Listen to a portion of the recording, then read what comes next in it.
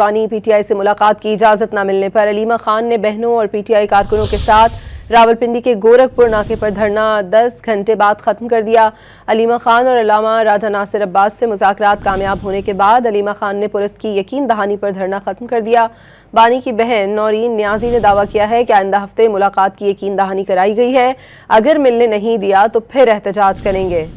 वज़ीर आज़म शहबाज बानी पीटीआई से मुलाकात की इजाजत न मिलने पर अलीमा खान ने बहनों और पीटीआई कारकुनों के साथ रावलपिंडी के गोरखपुर नाके पर धरना 10 घंटे बाद खत्म कर दिया।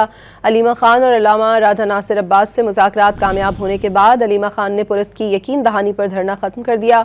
बानी की बहन नौरीन न्याजी ने दावा किया है कि आइंदा हफ्ते मुलाकात की यकीन दहानी कराई गई है, अगर मिलने नहीं दिया तो फिर एहतजाज करेंगे।